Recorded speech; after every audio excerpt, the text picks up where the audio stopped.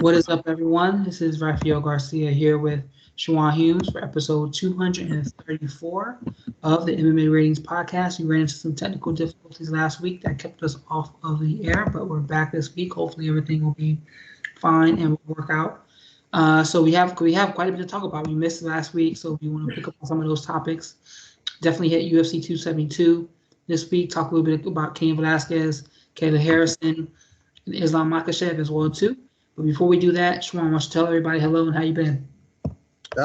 Busy as usual. Can't complain. Just been going, just staying busy, man. That's the main thing. Just if you stay busy, then you kind of avoid getting any rush. You avoid having any interruptions. You just have to stay busy and be productive. So that's what I'm trying to focus on. I can definitely feel that, man. I can feel that all day. So before we start, as always, I want to thank you for taking the time to listen to this show. You can always check us out on MMAratings.net and .com in both of those two places. And you can hit us up across all of our social media platforms at MMA Ratings.net and check us out on all podcasting networks, including Apple Podcasts, Breaker, Google Podcasts, Radio Public, and Spotify. YouTube, you can check us out at MMA Ratings, and myself and Schwan, you can hit us up on Instagram and Twitter. I am at rgarcia_sports, while Schwan is at Black Jordan Green. So feel free to give us a follow, a like, share, and subscribe there. And as always, I thank you for taking the time to check out this show. We're going to, hold on a second, cat's trying to push. We're going to start off with talking about UFC 272, which was this past Saturday, where a fight went just as much as everyone thought it would go.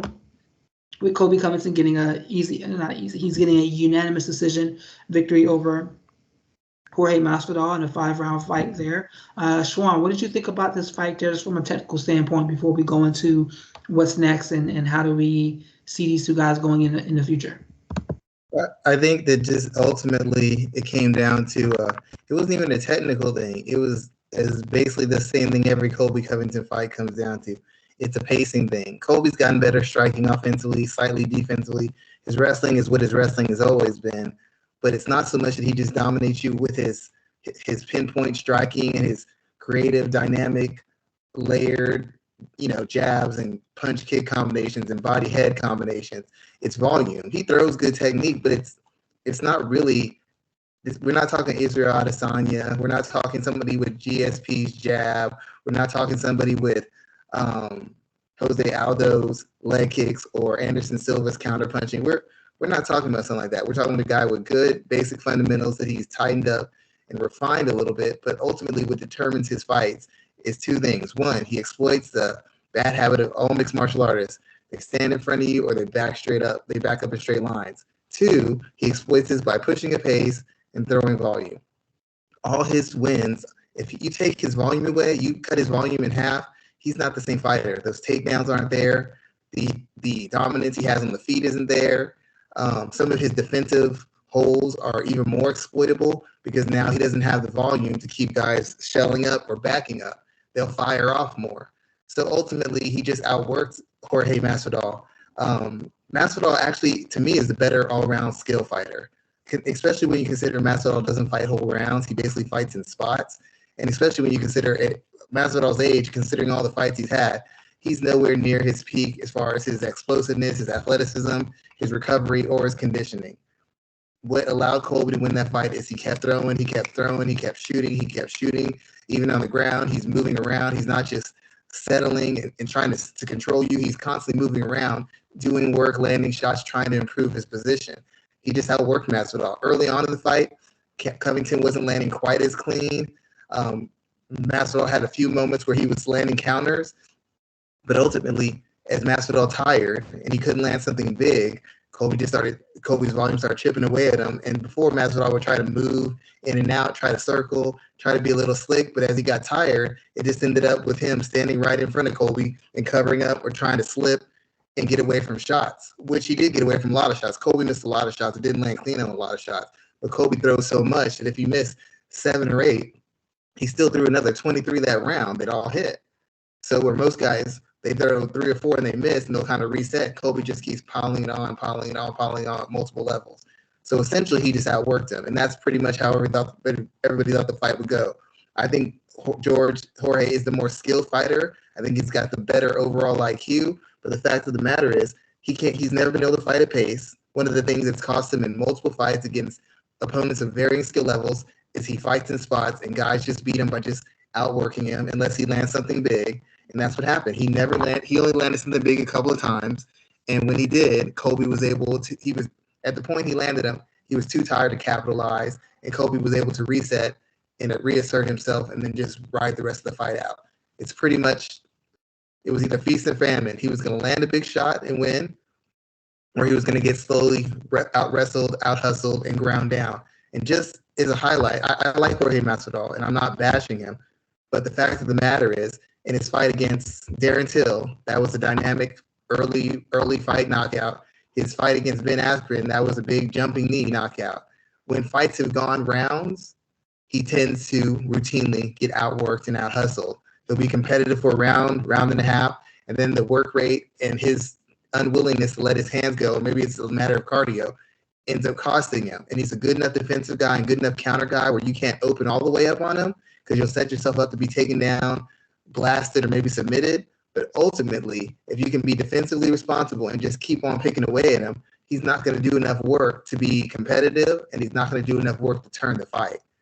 People thought he had turned the corner. All he did was end fights early. He had big moments of offense. Till was holding his own, landed big offense, put him away. Ben Askren just came out and blew his doors off. But he wasn't really outworking people, and he really hadn't shown an adjustment, except he started a little quicker, and he was a little more willing to throw his hands. But ultimately, the way he lost is the way he always loses. Being outworked, and the way Colby won is the way Colby always wins. Throwing a bunch of volume. We didn't learn anything new about anybody else, and I can't say I consider Colby any higher than I did before because he didn't show me anything different that he didn't show before.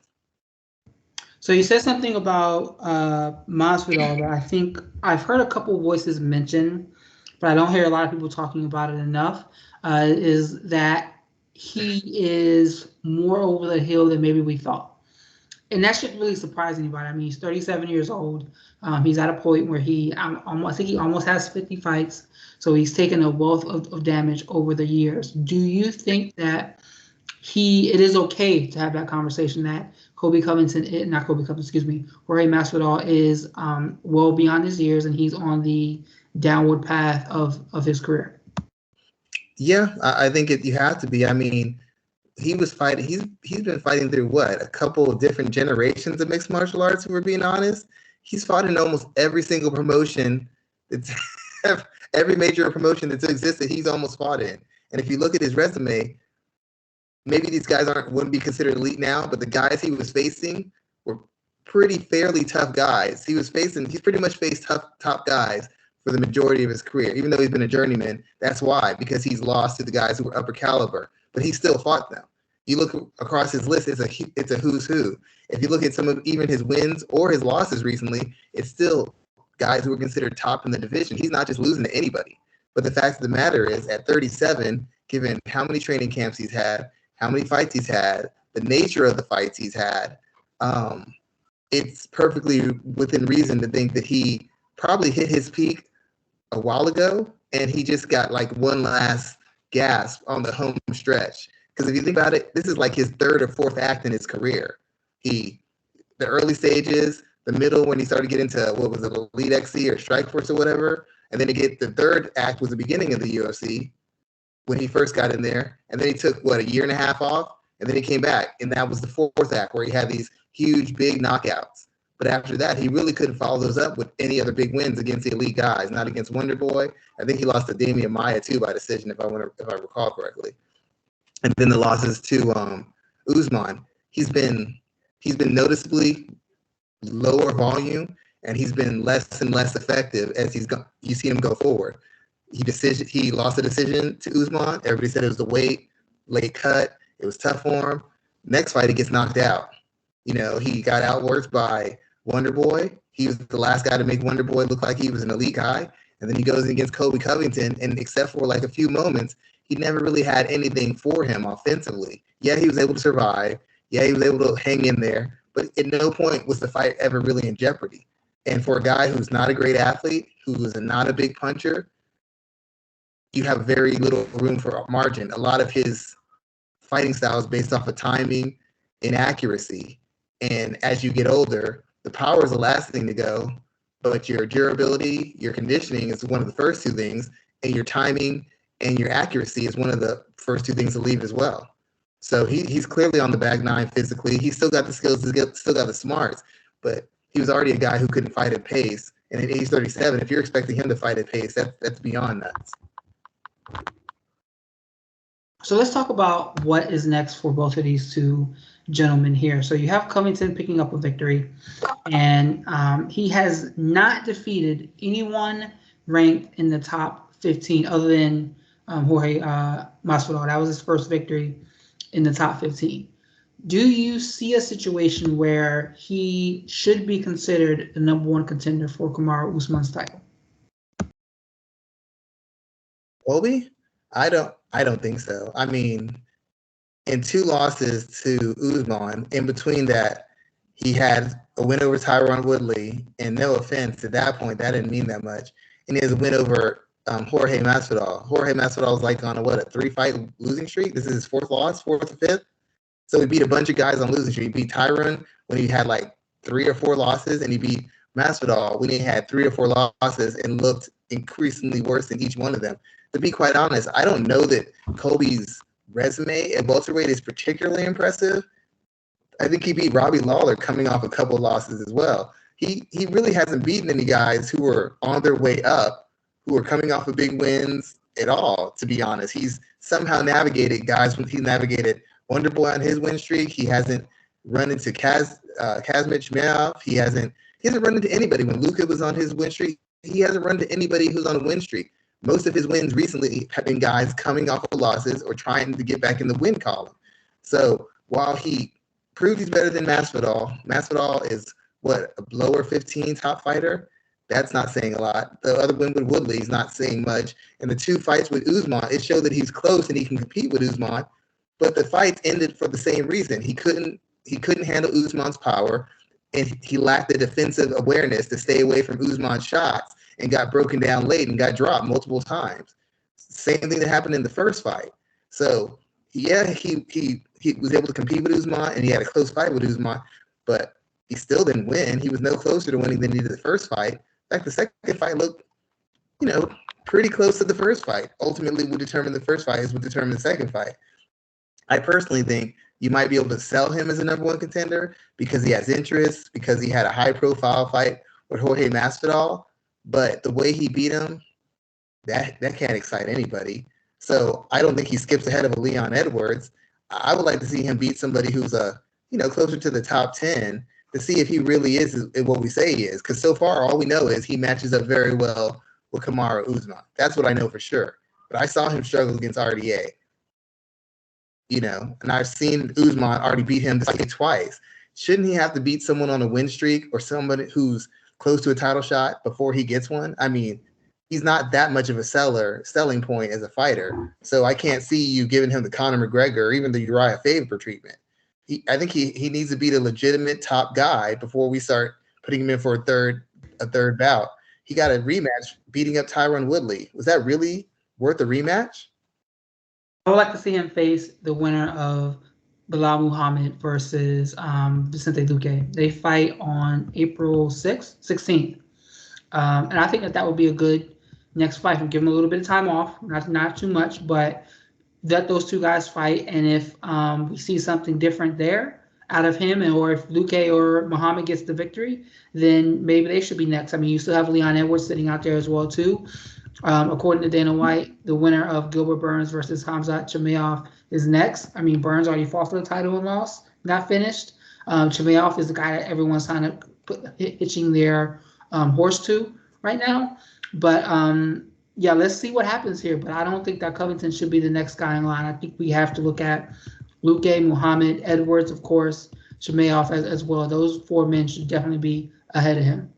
I have a concern for him just in that in his last, 1, 2, 4 fights, if I recall correctly, he's been dropped like almost 4 or 5 times. I know he didn't get really touched in the Woodley fight, but it has to be concerning for a guy who relies exclusively on volume and pressure, because it's the same thing I said about Max Holloway, except Max Holloway, I think, is a little bit more layered as a striker. If Colby loses a step cardio-wise and he doesn't have that volume and that pace, I don't think he's elite. And if he gets to the point where his chin is so shaky to where he's constantly getting dropped, or he can't really, when he gets hit, he can't ramp up his pressure, because that's what he does. He ramps up his volume. He maintains a high pace, and then he goes to another gear. Against the elite guys, if he's unable to go to that gear because he's either lost a step cardio-wise or his chin is failing him, he won't be elite. The only thing that has allowed him to stay in these fights with elite guys is because he throws such an insanely high pace, and he forces all these scrambles, and he's constantly taking the takedowns and pushing guys back. That's what allowed him to stay in the fight with Usman, because he couldn't really wrestle him. He couldn't match him in physicality. He couldn't match him in power. If he loses 15%, he loses a quarter of that volume or that pace, he's no longer elite. He's not a big hitter. His chin, I don't think, is what it used to be, and I don't think it was ever great. I think he just handcuffs guys with all that volume, so when guys throw back, it's always loaded up, or he knows they're going to reset and then attack, because they won't punch with him. They can't punch with him, or they're afraid of that takedown. But once he gets to the point where he really has to be concerned about what somebody's throwing back at him, and that cuts into his volume, he's not elite anymore. He won't be able to compete with Usman. He won't be able to beat Kazmat. He won't be able to beat Leon Edwards, Bilal, or anybody, as long as he can maintain that pace. But with him being dropped quite often and getting dropped late in the fight that he was dominating against a guy who was dead tired and grossly inaccurate, that's a concern to me. He might be coming to that point where his chin doesn't absorb as much or recover as quick.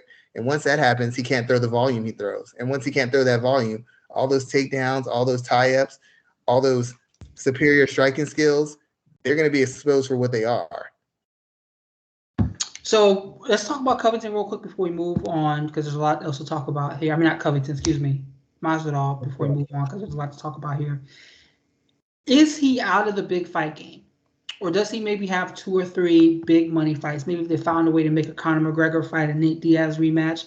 Outside of those two, I don't see too much of an opportunity for him to get these big money fights in the future. But how do you see him maybe getting 2 or 3 more of these huge cash cow type of battles? Well, he has a fan base. He talks a good game to a certain extent. He still has a bit of a reputation, and Colby didn't knock him out. Colby didn't submit him. Even though Colby outstruck him with volume, everybody's gonna remember Colby wrestling him. So people are gonna say, yeah, he got out wrestled. He didn't really get beat up. So you can still kind of sell that angle.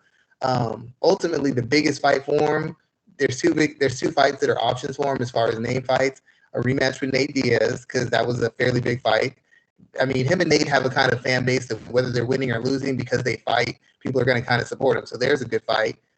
Or with Conor McGregor, and you can still sell that because Conor's coming off of 2 losses himself. So you could justifiably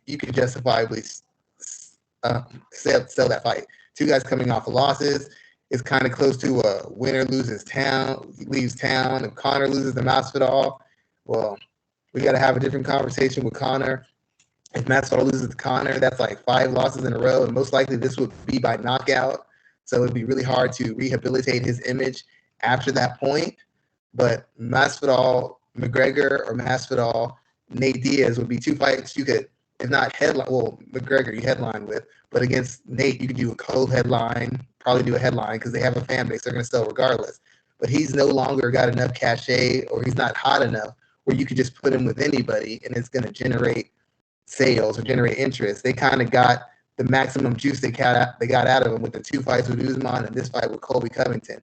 As far as a viable selling option, he's coming towards the end of his reign. You know, and it was a short reign. He was really hot for about 2 to 3 years, and he got the most out of it in 2 to 3 years.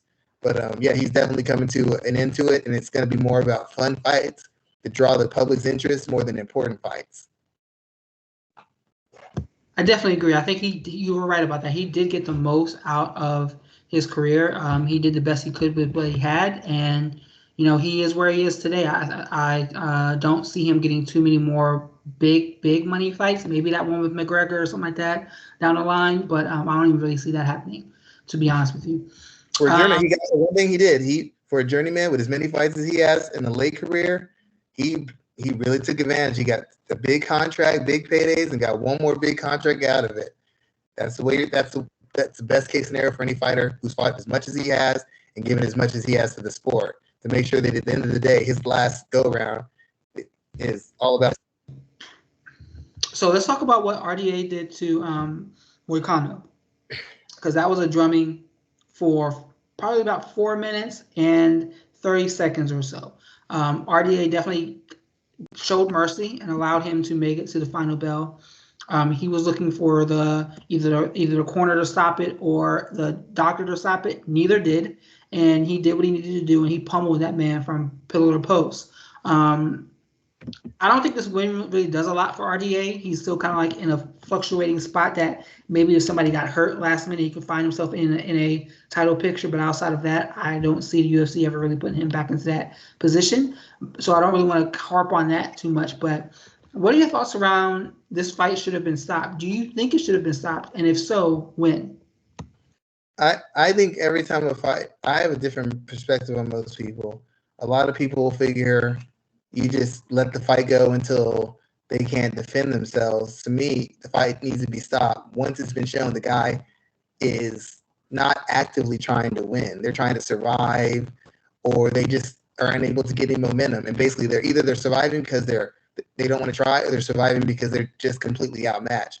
I felt it became very clear that Moicano was being outmatched. With RDA, the guys who beat him have either been able to punish him and break his ability to pressure, or there've been guys who've been able to meet his pressure head on and basically out pressure him. Colby Covington eked the decision because he kept working.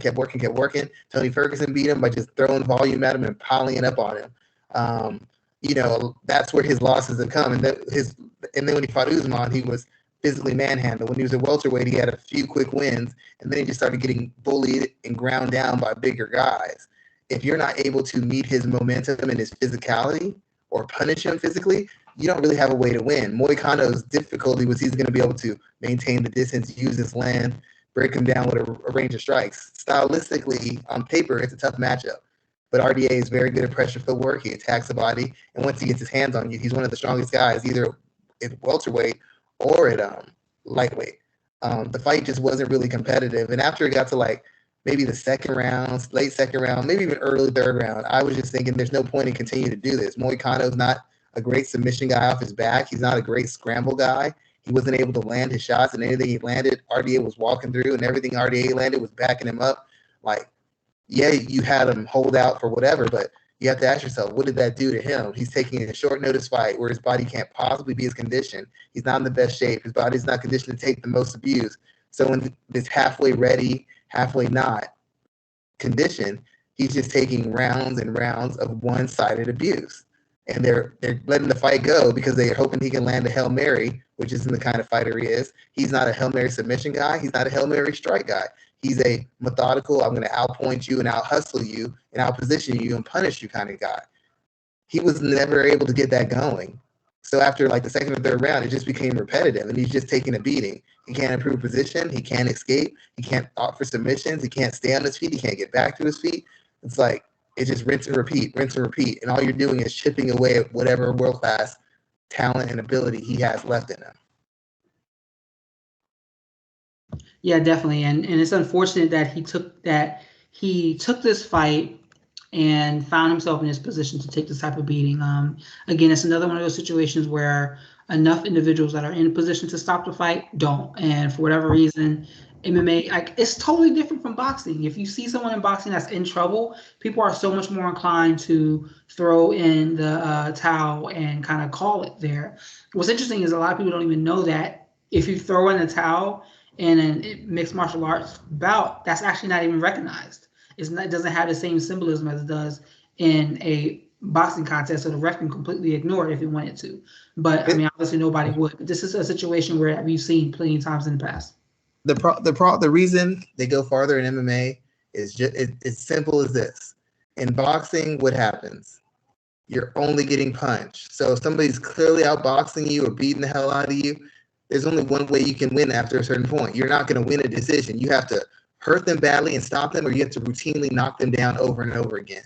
That's a very small chance of that happening. In MMA, you could kick him in the head and knock him out. You could punch him in the head and knock him out. You could elbow him in the head. You could knee them in the head. You could get on top and ground and pound. You could get on top and submit them. You could submit them from your back. You could catch them in transition.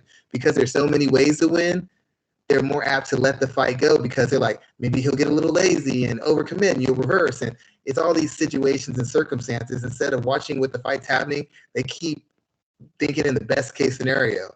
It's like when Darren Elkins, I forgot the fight, he was just getting the hell beat out of him for like almost 3 rounds. And then he comes back at the last second. Like the guy misses a takedown or he gets a takedown and he just finishes the guy. He won that fight. And it's because of MMA, the many dimensions of MMA, but he was never really the same after it. And the thing about it is Moicano wasn't ever able to get any sort of momentum going at any point in the fight. He's never been that kind of finisher. He's never been a guy who comes from behind and wins fight. How many fights does he come from behind and won? Off submissions or knockout wins? I don't think he's ever done that. He's been in competitive fights. He is a heavy front runner. Yeah, he's never been dominated and come back. We've seen Anderson Silva do it. We've even seen John Jones equaling out. We've seen Derek Lewis do it. I've never seen Moicano be dominated and come back. So I don't know why they thought all of a sudden he'd be able to do it off a short training camp where he's preparing for an opponent that's not RDA and against a matchup that on paper I get why it's favoritism. But once he couldn't keep it on the feet and out-position him and counter him, there was only one way this fight was going to go. And after about the 3rd round, I'd have been like, yeah, maybe you're not getting punished like that, but you're just surviving. You're not winning anymore. You're not even close to winning. There's no point for us to keep going in this nature. Nothing is going to happen differently. And I'd rather cut the fight too short and keep the fight going because that's round after round after round of a beating. A flash knockout, that's okay. You can recover from that. 3 or 4 rounds of a beating, 4 or 5 rounds of a beating, we might, if you see a steep decline in Moicano in the next year or 2, this is what you're going to point to. Definitely agree with you on that. The last conversation I want to have about 272, Bryce Mitchell. He dominated Edson Barboza in a way that we've seen happen in the past because Barboza is another one who's on the hindsight of his athletic career. But how much of a threat do you see Bryce Mitchell as to the featherweight title? Do you think he's someone we should really be keeping a close eye on, or do you think he's really going to struggle with that upper echelon of maybe the Calvin Katers, the Max Holloways, or the Alexander Volkanovskis? I don't know that he struggles with the Calvin Katers because Calvin's not going to be able to grapple with him. Calvin is not going to be able to grapple with Bryce. He might be able to strike with him, but since he's not particularly fleet of foot and quick or like a stick and move kind of guy, I don't know that he can stay away from him long enough to not get dragged down or clinched up and submitted or worn down and eventually overwhelmed. I'm not saying he couldn't do it, but Katers is not a knockout guy. He's an attrition guy. He throws volume and breaks you down. But in breaking someone down and pressuring against a guy who's a very good wrestler and a very good grappler and a guy who likes to hang on to you and suck the energy out of you by going body to body, he's not a dynamic finisher. He can be, but he takes you out, he grinds you out, and he punishes you. It makes you carry that weight in all instances.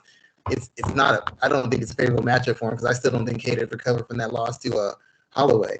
I don't think at the elite levels, I don't know that he beats a Holloway. Holloway's work rate is still good. Holloway's a competent defensive grappler, and he's got length, and he's still got enough of a chin against guys who aren't elite or dynamic. And grit, and Bryce isn't really dynamic as a striker, not in speed. He hits hard, but he doesn't hit super hard.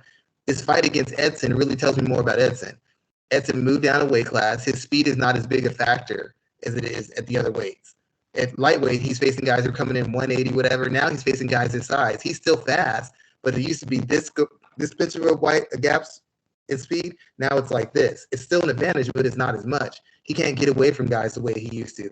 He can't just land a shot and pull his kick back. Not only because he's getting older, but because the speed gap's been shrunk because he's facing guys his size. Happens to everybody who drops weight. Frankie Edgar, Uriah Faber, they were this weight, lightning fast, this weight. Now guys are catching them at shots that they usually didn't get caught with.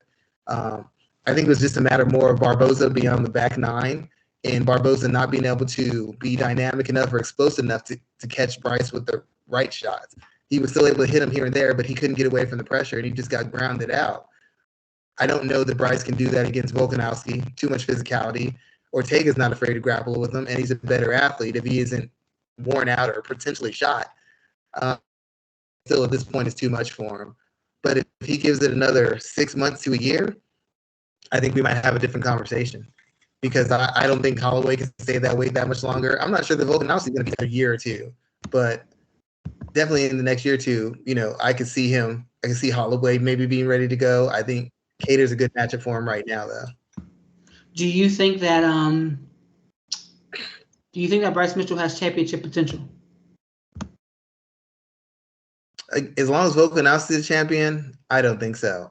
Anybody else, I won't say he's 50-50, but I think if the division remains the same and Volkanovski loses or he's injured or on the sideline, I think Mitchell has an argument. I like to see his striking and his transitions be a little bit better. I don't really believe in his defense against a guy who's not afraid to grapple or wrestle with him. I don't know that his defense holds up at all. But so far, I think he's moving along the line. I think if you move him slowly, a lot of these guys are going to age a little bit and either won't be able to make the weight or they're going to lose a step, and that's going to be his shot. But I don't see a way he beats Volkanovski. I could see a way he beats Holloway. I could even see a way he beats the Korean Zombie. I could see a way he beats Ortega. I don't see the world in which he beats Volkanovski. I just can't see it. Interesting there, sir. Interesting thoughts there, sir. I really appreciate that. Let's move on to just some quick comments on Islam Makhachev steamrolling Bobby Green. We didn't get to talk about this, but the reason why this is kind of plays into UFC 272 is that Makhachev was asked to step in to fight RDA last minute. And they had a back and forth on Twitter. Makhachev has opened up about this situation since, where RDA said that he would take the fight at 170. Makhachev wanted it at 165. It did not happen. Dana White claims that since Makhachev didn't take the fight, that he's out of the title picture right now, and that they're going to look at rebooking the fight against Beneil Dariush for Makhachev. Now, Makhachev has also said that he contacted his manager saying make the fight with RDA, and that he didn't ask for too much. I'm sure he probably asked for more money, which he should have done. But he did not take the fight. The fight did not occur for whatever reasons, and now he is out of the title picture. What are your thoughts around that from a good business standpoint? Is that, I guess, really unfortunate that he was asked to fight on a week's notice, and the fact that he didn't take a fight on a week's notice has had this type of impact on what's next for him? I mean, it's business as usual, the UFC. If you're not a name, you don't get to pass up on people. And to be quite honest, even some of their name people have, when a short notice fight has come up or when somebody's fallen out, they've fought to stay on cards. I mean, as much as people hate Conor McGregor, they're like, Khabib's so much better and everybody's so much better and Conor's a fraud. Conor has come into fights routinely injured. Chad Mendes, injured. Dustin Poirier, injured. Why did he come into those fights? Because he knew the organization was depending on him to sell and go out there. So he put himself at risk. Yeah, he's getting paid a lot, but he put himself at risk for another loss or upending his career. Taking short notice fights with Diaz, short notice fights with Mendes, short notice fights, coming in injured against Poirier. That's just what the UFC wants of their guys. They want them to take risks and to push forward that idea that we're not businessmen, we're warriors. I'm willing to fight anybody at any time. So I don't think it's good that they did this to him, but I understand why they do it because it's how they do business. If you're not willing to do the UFC a solid, Dana White's petty is very long and it's very strong. But if you look from a strictly opposition point of view, Makhachev has not really beaten anybody that says he deserves a title fight. I know the records are always iffy, but let's just be honest. He hasn't beaten anybody that says he should be demanded a title fight. The reason he's getting one is because he has so many wins in a row and they're so dominating. It's the manner he's winning, not the people he's beating, because he hasn't beaten anybody of any particular note. I mean, I'm not saying this as a Conor fan. Conor may have lost his fights, but Conor lost to the best lightweight and the second best lightweight twice, or the third best lightweight twice. And yeah, Makhachev's been winning, but who has he been winning against? Who is he beating? He's not beating elite guys. He's not competing against elite guys. I expect him to crush guys of that caliber. He's just put so many wins together, and he's done it so dominantly that they've moved him up the rankings. He's kind of cowboy. He's like doing the Russian version of Cowboy Cerrone. He's beaten so many people in so spectacular a fashion that people think he's elite. We don't know because he hasn't beaten anybody anywhere near elite. we won't know until he gets to the title fight. Much like his good friend Khabib, we had no idea what Khabib could really do until he got the title, because that's when he first started facing real tough competition. Same with Makhachev. So he didn't take the deal. He didn't show up for whatever reason. Maybe his manager was trying to get more money out or trying to position him a certain way. Either way, he didn't get the fight, and now he's going to have to do it the hard way.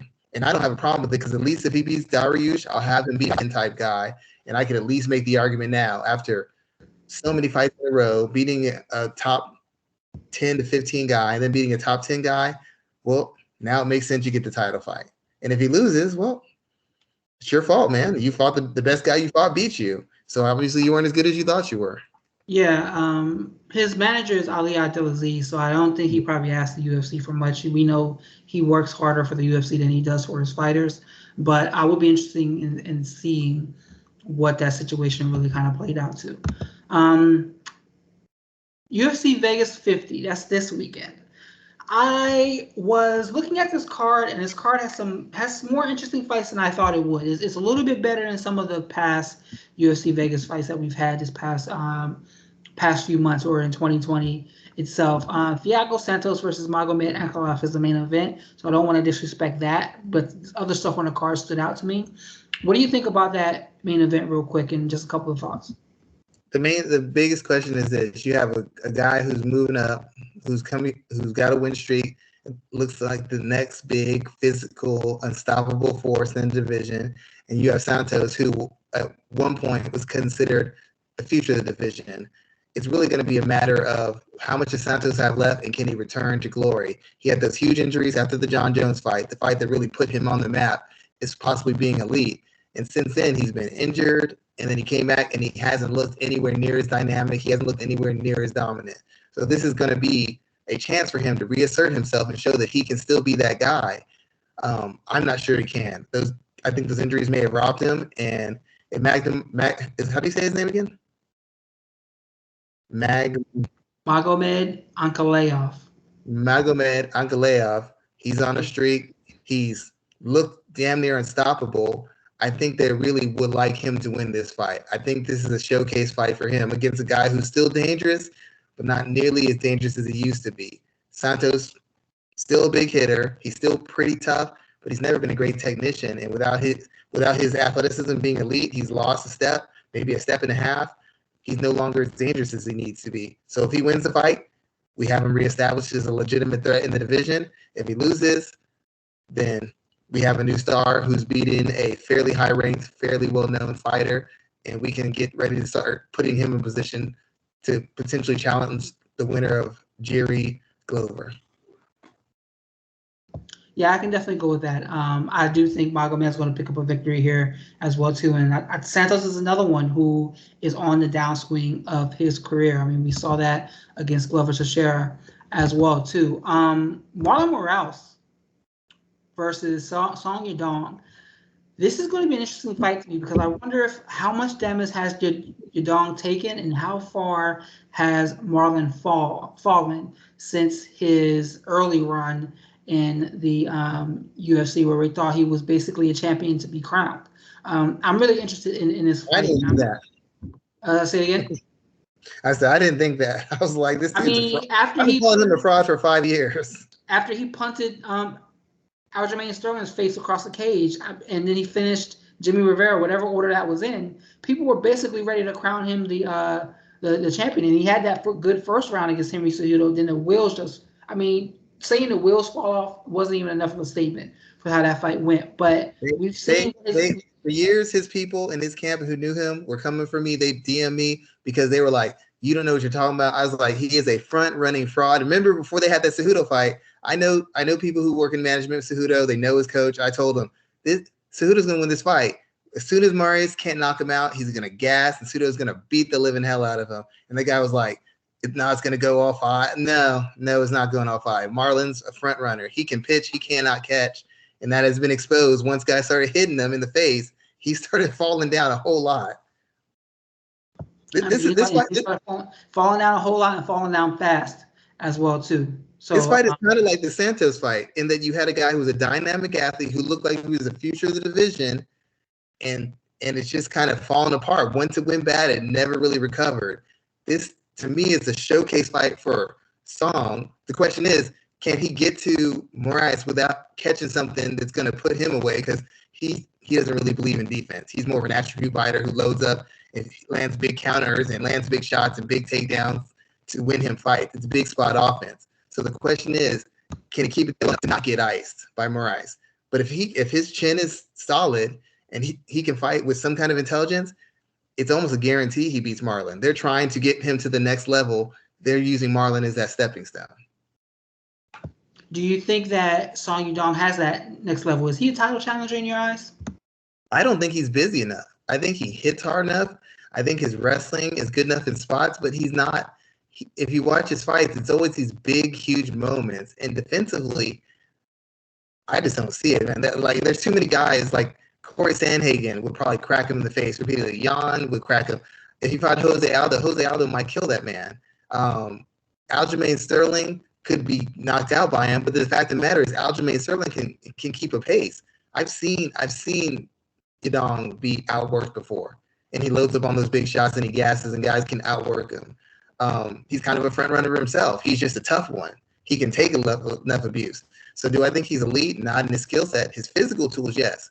He's got a good strategy, yes. But as far as like his skill set, it's not good enough. And against the elite guys, the Dillashaws, the Sandhagens, the Sterlings, the Jans, the Aldos, he has too many holes. He makes too many mistakes, and they will punish each and every single one of them.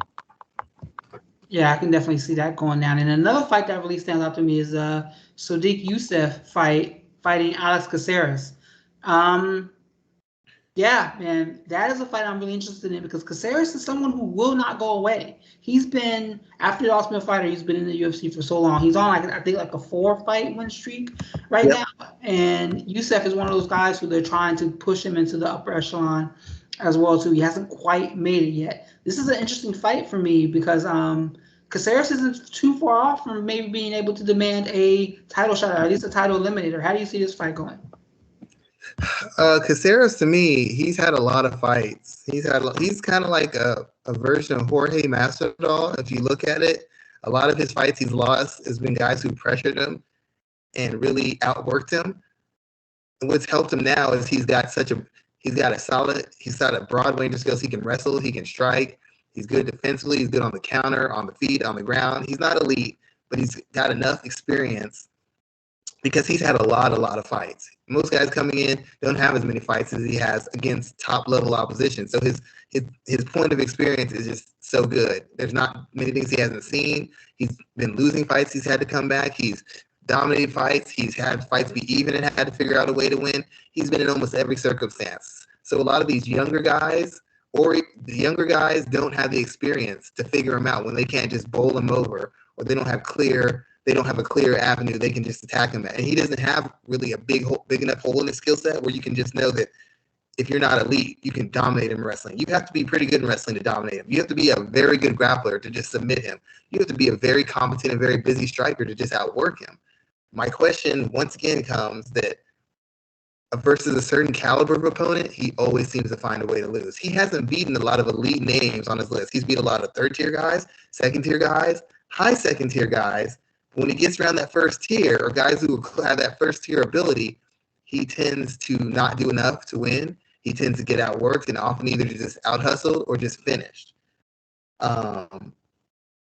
His opponent seems to be the good as far as the athleticism. His opponent seems to be as good as far as the durability and a good skill set. I don't know if he has the experience, but I feel like this is the kind of guy that Caceres always finds some way to lose against. If he wins and he breaks through, it's still not an elite guy, but it's 5 wins in a row, and so you got to start talking about him as a potential, at least a fringe contender.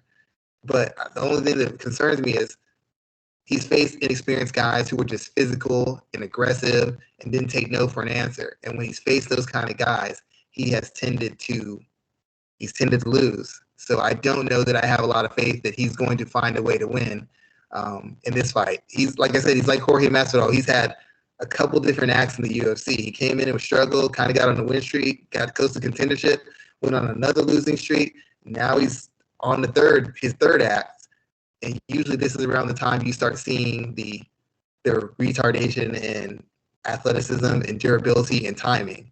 And I think he's been fighting a lower level of guys, so you don't notice it. But once he starts facing a better level athlete, a better level fighter, I think you'll start seeing those gaps in his own athleticism and his own skill. And that's where you're going to start. That's where you're going to start seeing the losses as he moves up, if he gets past this guy. And I'm not completely convinced he does. Yeah, I'm interested in seeing what this looks like, and if he can pull out a victory here, because it'll be telling a lot about Caceres. Same thing with Sodiq as well too. I think he's ready to get that push. I think that they've been trying to give him, especially as a big knockout. They're giving him a winnable fight. Sorry, my fault. They're giving him a guy who's dangerous and skilled and experienced, but a guy who's who has a trend of being out hustled, outworked, and somewhat manhandled or bullied by a certain caliber of athlete with a certain kind of aggression. That's who he's facing, and he's tended to fold in this situation. So if he loses and Caceres wins, it's your veteran loss. You learned your lesson, yada, yada, yada. If he wins, it shows that you're ready to take that next step, because Caceres is not elite. He hasn't been beating elite guys. He's been beating up on guys a step and a half behind him. So this is really the first time he's going to face somebody of maybe a certain style and a certain athleticism. So, but I think it's a showcase fight. And they're figuring if Caceres wins, cool. But most likely we think he'll lose in a competitive fight, and now we'll have a brand new name in the division that we can get behind and push. Very true there, sir. Let's hit our last three topics for today. Let's start with the first one. Michael Chandler versus Tony Ferguson is an announced fight. I think UFC 274, I think, is the number I saw it being promoted for. What are your thoughts about that? Just a quick hit. I would rather see Conor McGregor versus one or the other. They are desperately trying to get Michael Chandler a win. They are desperately trying to get him a win. And if he beats Tony Ferguson, it tells me nothing. But if he loses to Tony Ferguson, he should probably quit the sport. Pretty quick and dirty there, too. I can agree with that. Michael Chandler. Black History Month's over. I got to be real. Black History Month's over. He's coming to the UFC to make that money, and hopefully he's making. I think he is. Hopefully he's making that money, because this will be an interesting fight, and it will tell us a lot, win, lose, or draw, how he looks. Kayla Harrison, she's staying where she is. She was looking to either move into the UFC or Bellator. Both organizations made a play for her. The Bellator contract offer was better. PFL had the opportunity to match, and they matched. So that's where she will stay. She didn't seem too happy with the news, but she's going to be making her money. So what do you think about her staying there? She is happy with the news. She can do the front. Well, I want to fight the best. No, you don't. If it's that serious for you to fight the best, hell, even Floyd Mayweather took a pay cut and let the guy be the A side so he could get the fight he wanted. Yeah, it's different organizations, but the fact is her contract was up. If she really was about that, she could have forced her way out. She doesn't want to force her way out. She wants to get, and I have no animosity against her, because as a combat sports star, you have a limited amount of time. Everybody's complaining about money. Make as much money as you can.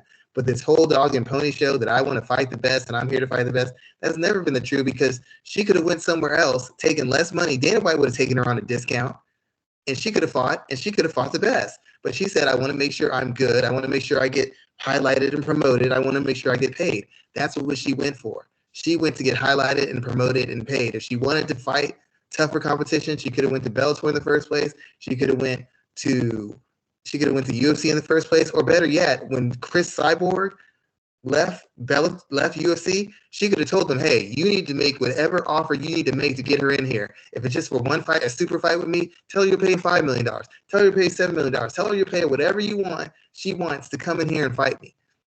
But I don't think she made those overtures.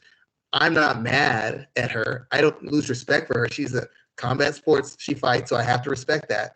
But the fact of the matter is, she talks like she's an elite fighter. She has not beaten a fighter who's even halfway decent. She has not faced any adversity in the fight. And if she wanted to face adversity, she knows which organization she needs to go to. The worst fighter in the UFC in the featherweight division is better than the best person she's been facing in PFL. In fact, the biggest threat to her in the PFL now is a girl who got mollywopped, former Bellator champion Julia Budd, who got beat the hell up by Cyborg. That's going to be the best opponent if she faces her. That would be the best opponent she has faced in the history of her career. She's faced nobody. and she's okay with that because she made the decision to go for the money. I respect it. Just stop lying to me. Well, I don't think The money. 100% right there, because remember, we've seen this before. We saw this with Eddie Alvarez and Bellator. What was that, almost a decade ago at this point, and he had to take him to court, lost, and ended up having to stay in Bellator when they made that when they matched him when UFC offered him the first time around. So you can either, you have the option of sitting out, which she didn't want to do, or you have the option of taking him to court, which she didn't want to do, or you have the option of fighting out the contract. So it's kind of different. It's kind of different, but the men's lightweight division, that division is almost elite from top to bottom. The number 25 guy can beat the number 10 guy. She's fighting women who are fighting out of their weight class and just aren't that good. No, you're right about that. But I'm talking about the part about where she could have gotten out of the contract. She could. I'm talking about from the get go. From the get go, if she was really about facing the best, she could have went to UFC. She just had to take a hell of a pay cut. It would have been dumb. I wouldn't have respected it. I would have thought it was dumb. But if you really wanted that, there's a path to do it. Hey, Dana, I'll take whatever you offer me. You want to give me 4,000 to 4,000? I want the best. Give me the best, Dana. 4,000 to 4,000. I'll fight for 8,000 if I win. That's what I get. 4,000 a show, 4,000 win. That's what I want, Dana. It'd be dumb. But if she wanted there's people, I know fighters who turned down 3 times the pay the UFC was offering because they wanted to fight the best. I think they're idiots, but they said they wanted the best and they were going to do whatever it took to get the best. She was not going to do that. She wanted a payday. That's why she went PFL. Bellator would have taken her on the cheap. UFC would have taken her on the cheap. But she didn't want to be cheap. She wanted to be paid. That's fine. I respect that. But when you made that decision early on, you set a bar that almost nobody's going to match. UFC's not going to match that salary. She's lucky Bellator matched it. And really all Bellator did was raise up the price that PFL had to pay her more. And Bellator isn't going to go any higher. Bellator is not willing to commit that kind of money. So she is stuck. And the minute she signed for a contract making that kind of money, she should have known she's stuck for life. Period. She signed that. She knew that was going to happen. Yeah, I mean, there was a lot of people. I think people are surprised that PFL offered the match because there was. I mean, hell, Bellator was talking about having her fight Cyborg next month. So I think that a lot of people are really surprised that PFL match, but they had the right to, and that's where she'll be staying. So she'll be a multiple-time champion once again. She's the biggest star they got. They got all this free publicity that the UFC was thinking about her, that Bellator is thinking about her. She's the biggest star they have, and she's the most bankable star because nobody can beat her. So yeah, you're right. We know she's gonna win. This is like This is almost pro wrestling. Like, we're setting the fight. What's gonna happen? She's gonna grab her, throw her down, submit her. It's almost scripted. I know it's not, but it's however fight's gone from beginning to the end. So the last news story I want to talk about was Cain Velasquez, where we all know he's in trouble he's in jail for attempted murder without bail. He will be held without bail until his trial comes around. And this is a sad story for a lot of reasons. Obviously, because he was taking the law into his own hands because of his family member was allegedly being molested by the man he was shooting at, missed him, shot his father-in-law by accident. He survived, or he shot the person's stepfather. But that person survived. But this is a tragic story because it's one of those situations where it's like you see something like this happening, and if it was my daughter, I don't have any kids, but obviously I would probably take the law into my own hands as well too. Most people would. But it's unfortunate that he did. And now he's in a situation where he has to face the consequences for it. And it's interesting watching so many people support him. I don't know if you saw, but GoFundMe pulled down all of the charity that was raised to support his legal funds because you're not allowed to raise money for people who are fighting against such legal crimes there. So they pulled down all of the money that was raised for him. So it's a very interesting situation. It's a sad story to watch, and it's it's really sad to watch. It's weird. I know he's been retired for a long time, but he was considered one of the bigger stars. I mean, like Julio Cesar Chavez Jr. has been really inactive in boxing. If he was going to jail for something similar, he wouldn't need a GoFundMe because he'd have, just of his own money, he'd have tens of millions of dollars to spend towards it. I can't imagine like GoFundMe to pay for his legal issues. Like, I don't think he needed it. I think people just did it. he might need it. I don't know. You're right there, but I don't think that would ever. I mean, let's say Floyd was in the same situation. Are you holding a GoFundMe for Floyd? No, why not? Fucking rich. Because he could sell one of those nightclubs he owns and be fine. Yeah, I mean, he just has all the money. It's fine. But ultimately, as a parent, I just had this conversation recently. I was talking to my daughter's mom. We had a big conversation about this. We were talking about how people always say, if somebody did this to my kid, I would kill him. I would do this. I would do that. We would, but you see situations like the R. Kelly thing. Parents took payoffs because they didn't think they'd be able to get to the person, and they didn't want to ruin their kid's life, for one. You have other situations where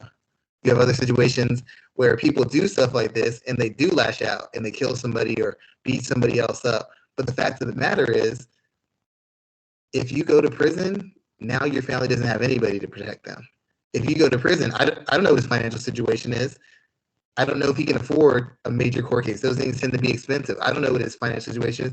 Maybe his family doesn't have a certain kind of money. We don't know. But now, since he's there, I mean, she's got family and everything, but his family may have lost their son, husband, father, all that kind of stuff. And the fact of the matter is, we don't know how this is going to end. Now, if it ends well and he gets out, then I guess ultimately, then we all feel he's right and he got off in the right, things fell the right way for the right person. But what if he doesn't? What if he has to spend 2 years in jail?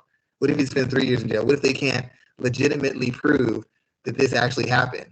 Maybe he knows it, but they can't prove it. Now what do we do? He might have to do 2 to 5 years in jail. He might have to do 3 to 5 years in jail. I think he's facing 10. I think that's what he's facing. What I've seen, but it's an unfortunate story, and it's just. I mean, I understand why he did it. I'm a father. I get it, but I'm like, when you do something like that,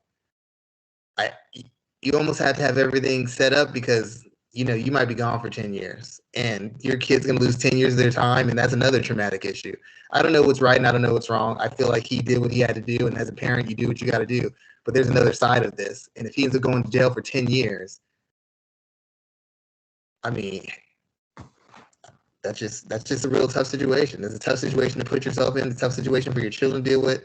And that's it. And they still might not be able to prove that guy did it. He did it, but we can't prove that. And if we can't prove that, then you're really in a bad spot. If you can prove it, maybe it's different. But what if they can't? What if they really can't prove it? Yeah, it's definitely an unfortunate situation. So that's all we have for today, man. Marshall, everybody know what you're working on. Usual, I'm just working on some different articles on some fighters. I still have the article I turned in about how Carolina Kovacevich's career kind of went off the deep end, and why it went off. I was working on little articles. I'm just trying to find interesting angles. The hard part is a lot of the articles kind of move in the same direction, so I'm trying to find different takes on articles to kind of give fans of the sport or fans of a fighter a different perspective on said fighter or said sport. And it gets harder because MMA is just, it's like a sports entertainment. They keep mixing the entertainment with the sport, and it makes it very hard to represent it or to discuss it because some of the things they do not make one bit of sense. That's very true there, sir. I'll be covering as much pro wrestling as possible, working the fights this weekend as usual, and we'll be back here next week. Just another day, another dollar for me right now. So thank you, everyone, for taking the time to check us out. Be sure to look us up across all of our platforms. We're here for MMA Ratings, the podcast episode 234. We'll be back for 235 next week. Everyone have a great night. Have a great night.